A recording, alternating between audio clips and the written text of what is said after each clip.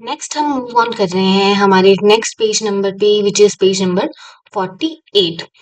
47 तक हमने कंप्लीट किया था, लास्ट हमने व्रण के लक्षण देखे थे। अभी 48 में क्या है हमारे पास? सबसे पहला पॉइंट क्या कह रहे हैं? सुश्रुत क्या कह रहे हैं? तमक श्वास में केवल प्रतमक को ही वो मान रहे हैं, ठीक है। उन्होंने संतमक नहीं माना। तो संतमक किसने माना है? आचार्य चरक ने संतमक और प्रतमक दोनों को माना है। नेक्स्ट देखो, समवायी जो छोटी ई की मात्रा है वो शब्द किस में आता है? द्रव्य की परिभाषा में आता है, ठीक है। और समवायी शब्द जो बड़ी ई की मात्रा है वो गुण की परिभाषा में आता है, समवायी गुणा, ठीक है। ये इसका जो रेफरेंस है वो चरक सूत्र 1 में जो है दिया हुआ है। प्रक्रिया किसे कहते हैं? लता करंज को प्रक्रिया कहते हैं, लता करंज को प्रक्रिया कहते हैं। और उदक क्रिया क्या है? ठिडोरी यहाँ लिखा है।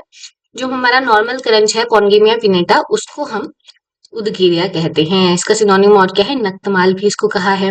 आगे जो है शारंगधर की जो द्रव्य है, भाव प्रकाश और शारंगधर में जो द्रव्य बताए हैं, ग्राही, स्तंभन, ठीक है, मृदु विरेचक, सुख विरेचक, अनुलोमक, स्रंसन, ये सब बताया हुआ है। तो ग्राही के लिए देखो क्या लिखा है, ग्राही द्रव्य कैसे होते हैं? ये होते हैं उष्ण वीर्य के, उष्ण वीर्य के। तो ये शोषण कर लेते हैं जो भी लिक्विड पार्ट होता है उसका। कटुरस प्रधान यूजुअली होते हैं क्योंकि कटुरस भी कैसा है? उष्ण वीर्यात्मक है। वात शमन करते हैं और अग्नि महाभूत की इसमें प्रधानता प्रधानता होती है, इसलिए तो ये द्रव के शोषक है, ठीक है। एग्जाम्पल इसमें क्या दिए हैं? शुंठी, जीरक, गजपिपली, शुंठी, जीरक, गजपिपली, ये आचार्य शारंगधर ने इसके एग्जाम्पल दिए हैं। नेक्स्ट हमारा स्तंभन द्रव्य आता है। स्तंभन द्रव्य कैसा होता है? स्तंभन द्रव्य भी रोकता है मल वगैरह को, अतिसार में दिया जाता है, पक्व अतिसार में। तो यहाँ पे क्या है? शीत वीर्य जो है ये द्रव्य होते हैं। स्तंभन शीत वीर्य रहेगा और रस कैसा रहेगा? कषाय, कषाय रस स्तंभन करता है हमारा। और कैसे होते हैं? ये वात वर्धक होते हैं, ठीक है। ऊपर वाला ट्रक कैसा था? ऊपर वाला हमारा ग्राही वात शामक था, उष्ण वीर्यात्मक था, वात शामक था। ये तो है ही शीत, तो वात वर्धक रहेगा। नेक्स्ट हमारे आ रहे हैं सुख विरेचक और अनुलोमक। तो ये दोनों जो है अपक्वमल की प्रवृत्ति नहीं कराते। किसकी कराते हैं? पक्वमल की प्रवृत्ति कराते हैं। यानी कि ये अपक्वमल को क्या करते हैं? पहले पाक करते हैं उसका, उसके बाद उसकी प्रवृत्ति कराते हैं। तो अनुलोमन कौन है? हरित की हमारी अनुलोमन है। और सुख विरेचक कौन है? त्रिवृत सुख विरेचना नाम, त्रिवृत सुख विरेचना नाम। इधर इन्होंने क्लब कर दिया है इसे, पर आपको ध्यान रखना है कि त्रिवृत सुख विरेचना नाम है, हरित के अनुलोमनी है, ठीक है। नेक्स्ट देखो, मृदु विरेचन और स्त्रंसन के बारे में लिखा है। तो मृदु विरेचन और स्त्रंसन कैसे होते हैं? अपक अपक्व और पक्व दोनों ही मल की ये प्रवृत्ति कराते हैं, ठीक है। इसमें आरगवद हमारा आता है, ठीक। आरगवद कैसा है? मृदु विरेचक है, स्त्रंसक है, ठीक है। तीक्ष्ण विरेचक और भेदन इकट्ठा लिखे हैं। तीक्ष्ण विरेचक में क्या है? वो पक्व अपक्व जैसा भी है उसको बाहर निकालेगा, और भेदन में क्या है? उसको फाड़ के एकदम बाहर निकालेगा। तो भेदन कौन है? कुटकी है हमारा। और तीक्ष्ण विरेचक क्या है? जयपाल है, क्रोटोन जो है वो हमारा क्या है? तीक्ष्ण विरेचक है, ठीक। नेक्स्ट देखो, निद्रा के बारे में आ रहा है। अरिष्ट के रूप में कौन सी निद्रा प्रवृत्त होती है? आगंतुकी निद्रा जो है अरिष्ट के रूप में होती है। और तमो रूप में प्रवृत्त होने वाली निद्रा कौन सी है? तमो भवा उसका नाम है। ज्यादा कुछ याद करने वाला नहीं है, बस हमें एक ही याद रखनी है कि अरिष्ट रूप में कौन सी प्रवृत्त होती है? आगंतुकी निद्रा प्रवृत्त होती है। नेक्स्ट देखो, हमारा ज्वर है, मूत्रकृच है, अरोचक को संतर्पणोथ और अपतर्पणोथ दोनों ही व्याधियों में रखा गया है। चरक सूत्र में पढ़ते हैं हम ये, ठीक है। संतर्पणोत्थ और अपतर्पणोत्थ दोनों ही व्याधियों में ज्वर, मूत्रकृच और अरुचक को रखा गया है। नेक्स्ट क्या कह रहे हैं? स्वेदन जो द्रव्य हमारे होते हैं उसमें क्या रहता है? रुक्ष और स्निग्ध और स्थिर सर, ये दोनों ही तरह के गुण रहते हैं। तो कौन सा स्वेदन कराना है उसके गुणों के अकॉर्डिंग हम देख सकते हैं। अब आगे ये अग्रय की बात कर रहे हैं, ठीक है। अग्रय गण कहाँ है? हमारे चरक सूत्र 25 में दिए हुए हैं, ठीक। तो दीपन पाचन प्लस अनाह प्रशमन कौन है? अनाह देखो, पेट फूल जाना, कौन उसको शांत कर रहा है? पिपरा मूल, पिपली मूल जो है वो बेस्ट है इसमें। नेक्स्ट देखो, दीपन पाचन और अर्श में तो हम चित्रक देते ही हैं, तो अर्शक नाम कौन है? चित्रक है। नेक्स्ट देखो, दीपन पाचन और संग्राहिक कौन है? संग्राहिक यानी कि रोक रहा है जो, कौन है? नागर मोथा है, मुस्ता हमारा है, और सूना पाठा विच इज कटवंग, ठीक है। दोनों ही कैसे हैं? ये जो है वो मल को रोकने वाले हैं, संग्राहक है। तो इसको याद रखेंगे। साथ में ही दीपन पाचन भी कराते हैं, तो किसी को अतिसार है उसमें हम यूज कर सकते हैं। नेक्स्ट देखो, दीपन पाचन और दाह प्रशमक ठीक है, दाह को शांत कर रहे हैं यानी कि पित्त को कम कर रहे हैं, और सर्दी और अतिसार नाशक भी है। ये कौन है? सुगंध वाला है। ठीक है, शीत होता है ये सुगंध वाला। नेक्स्ट देखो, दीपन पाचन और सर्वदोष हर अति विषा को कहा है। दीपन पाचन सर्वदोष हर अति विषा को कहा है। तो अति विषा बालकों में हम यूज करते हैं। ठीक, तो सारे दोषों को उनके हर लेती है, दीपन पाचन भी करती है। बच्चों में और डिजीजेस क्या होती हैं? ठीक है, सारी डिजीज इसी से रिलेटेड होती हैं। नेक्स्ट देखो, संग्राहक वातहर और वृश्य। संग्राही भी है, वातहर भी है और वृश्य भी है। ये है कृष्णपर्णी। संग्राही, वातहर, वृश्य कौन है? कृष्णपर्णी है। सेम सेम संग्राहिक और वृश्य, बट इसमें कैसा है? सर्वदोष हर है। सिर्फ वात को नहीं, सर्वदोष हर है ये। शालपर्णी है। कौन है? शालपर्णी है। नेक्स्ट देखो, विदारी गंधा क्या है? वृश्य सर्वदोष हरा नाम है। ठीक है, विदारी गंधा क्या है? वृश्य सर्वदोष हरा नाम है। इसमें संग्राहक नहीं है। आम दोषवर्धक क्या होता है हमारा? अति मात्रा शन। बहुत ज्यादा बहुत ज्यादा बहुत ज्यादा खा लिया, आम बन जाएगा। अजीर्ण उत्पादक कौन होता है? गुरु भोजन। डाइजेस्ट ही नहीं होगा, क्या हो जाएगा? अजीर्ण हो जाएगा। आयु ह्रास कर किसे कहा है? अनशन को कहा है। ठीक है, अनशन पे बैठते हैं जो, उनकी आयु का क्या हो जाता है? ह्रास हो जाता है। ठीक है, और आयु नाशन, आयु का नाश ही क्या कौन कर देगा? परदार अभिगमन, दूसरी स्त्री के पास जाना जो है वो आयु नाश कर देगा। कौन छोड़ेगा? ठीक है, कौन छोड़ेगा इसको? तो आयु का तो नाश हो ही जाएगा। नेक्स्ट देखो, ब्रीहन क्या करता है? मांस जो है ब्रीहन करता है, क्योंकि मांस से मांस की वृद्धि होती है, ऐसा ही हमने पढ़ा है। तर्पण कौन करेगा? मांस रस जो है वो तर्पण करेगा। वो क्या करेगा? धातुओं के लेवल पे काम करेगा, तो धातु से उत्तर उत्तर धातु जो है बढ़ेंगी।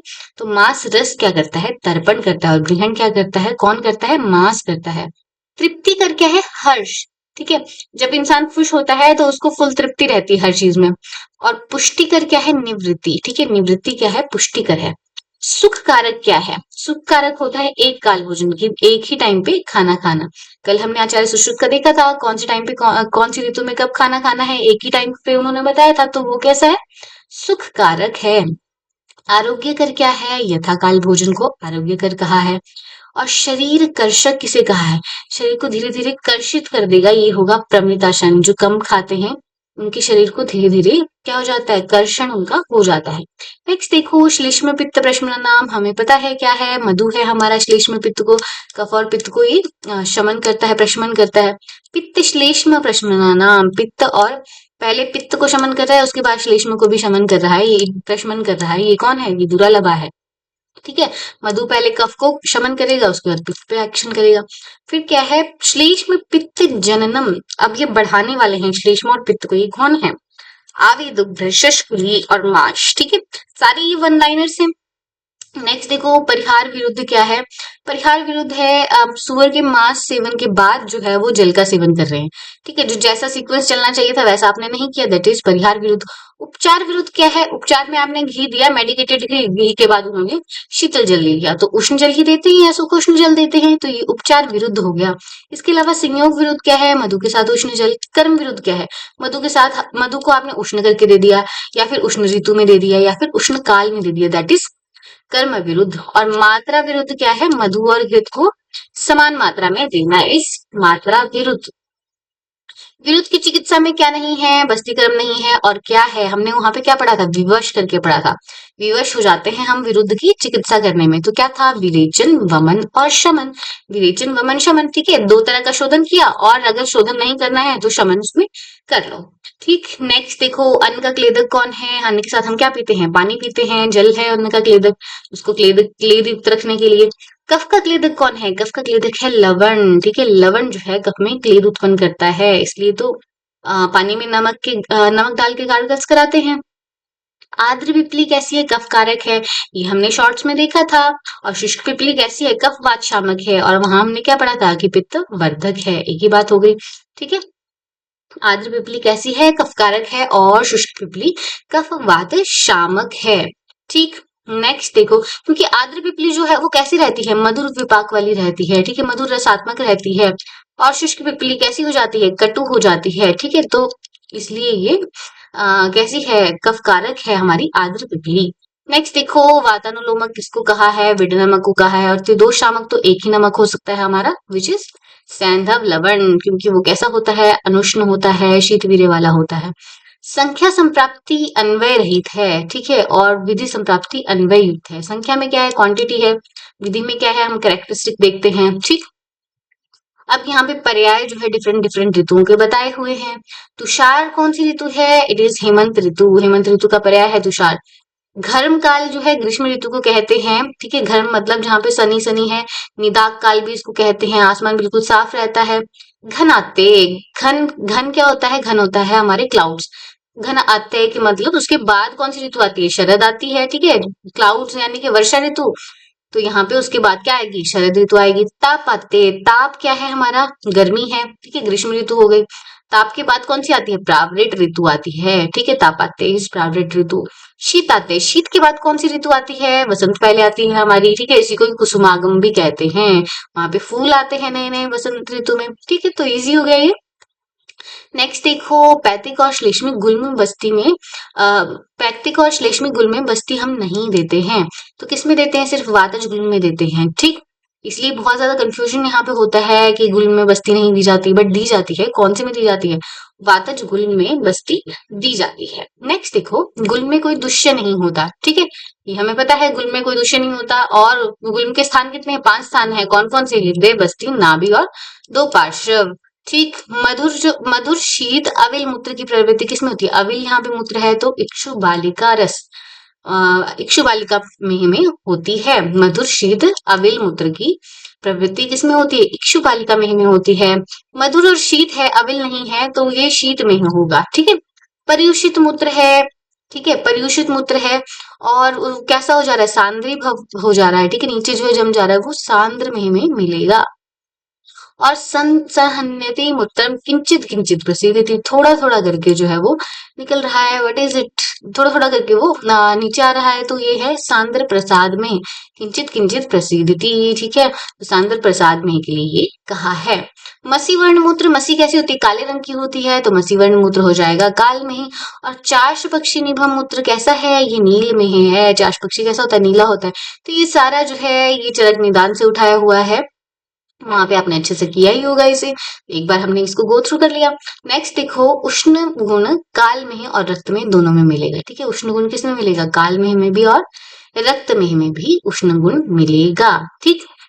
आगे देखो, गर्भ का मूल कारण क्या है, आत्मज भाव है, ऐसा कह रहे हैं। और गर्भ का औपपादिक कारण क्या है, सत्वज भाव है, ठीक है, मूल कारण आत्मज भाव है, औपाधिक कारण सत्वज भाव है, इतना ये पूछा नहीं जाता है। नेक्स्ट देखो, सन्निपातिक प्रदर का लक्षण क्या है, इट इज इंपॉर्टेंट।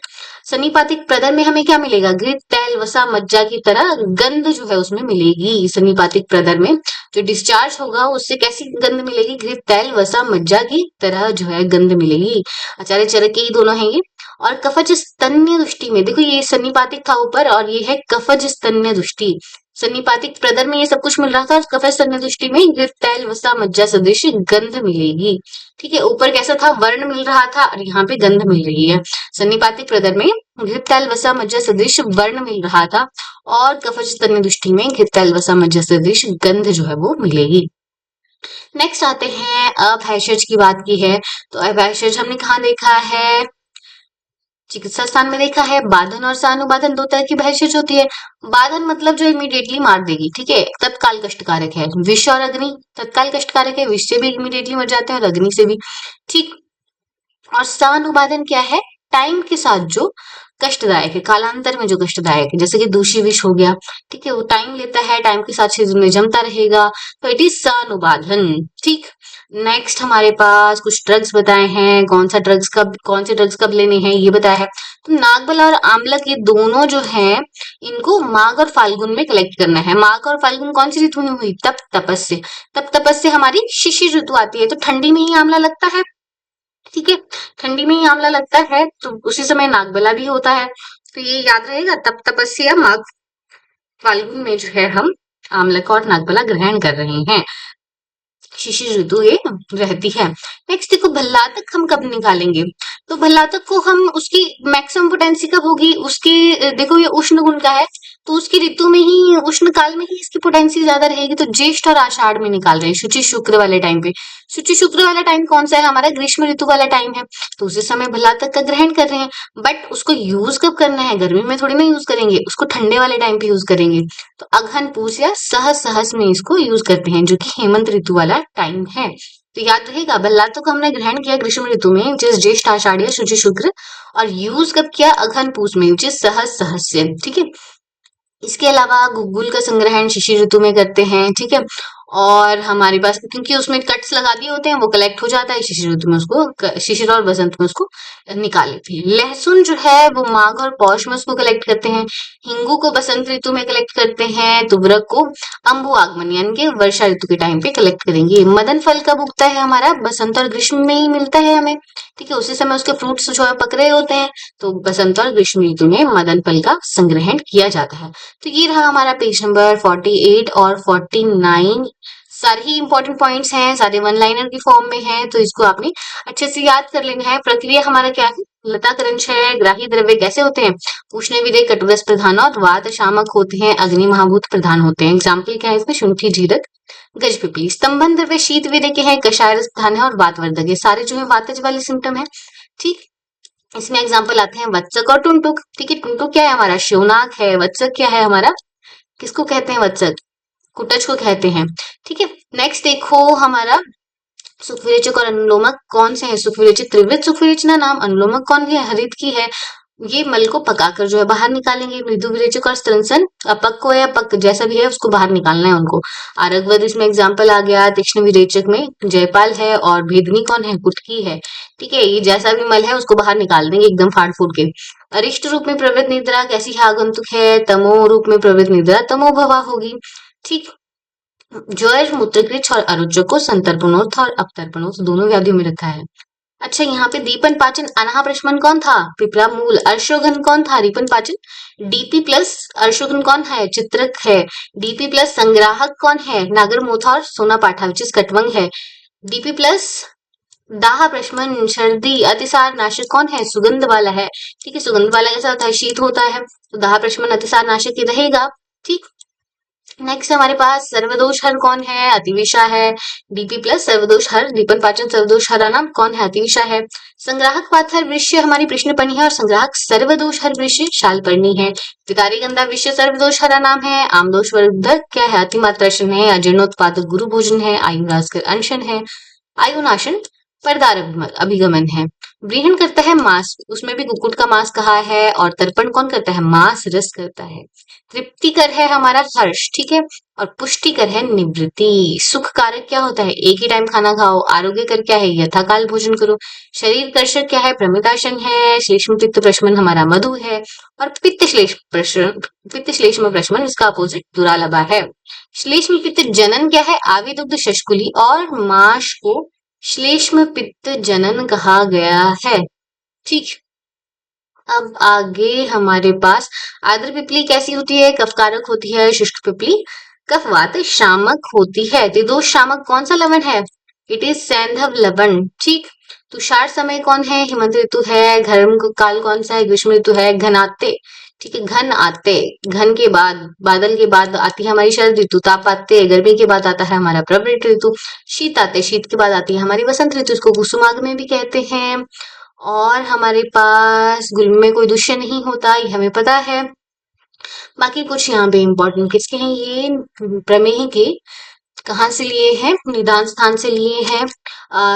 किंचित किंचित प्रसिद्धि किसमें रहता है? सांद्र प्रसाद में रहता है। सांद्री भवती मूत्र, प्रयुषित मूत्र जो है वो सांद्री भव हो गया, तो दैट इज सांद्र में है। मधुर शीत मूत्र की प्रवृत्ति किसमें होती है? शीत मेह में। मधुर शीत और अविल, अविल अगर मूत्र है तो इक्षु बालिका मेह में ये मिलेगा। ठीक। इसके अलावा सन्निपातिज प्रदर के लक्षण जो है हमने देखे गए। तैल वसा मज्जा सदृश वर्ण जो है किसमें रहेगा? सन्निपातिज प्रदर में रहेगा। और हमारा कफज और कफज स्तन्य दृष्टि में कैसा रहेगा? तैल वसा मज्जा सदृश गंध जो है, स्मेल जो है उसमें रहेगी। वर्ण नहीं, स्मेल के बारे में सिर्फ कहा है। ठीक है। बाधन और सानुबाधन कौन सी हमारी अवैशज है? तत्काल कष्टकारक विष और अग्नि है हमारे, वो आता है बाधन में। और सानुबाधन क्या है? जो टाइम के साथ जो है कष्टदायक होगी, लंबा टाइम जिसमें लगता है, दैट इज दूषी विष। ठीक। नागबला और आमलक का ग्रहण कब किया हमने? तप तपस्या में, माघ फाल्गुन में किया। और भल्लातक का ग्रहण करते हैं ज्येष्ठ आषाढ़ में, शुचि शुक्ल में, एकदम गर्मी वाले टाइम पे करेंगे। और भल्लातक का यूज कब करेंगे? अघन पूस सहस्य में इसको यूज करेंगे। हिंगू के कलेक्शन कब कर रहे हैं? बसंत में कर रहे हैं। तो ये रहा हमारा कंप्लीट पेज नंबर 48 एंड 49। इसको आप अच्छे से कर लीजिए।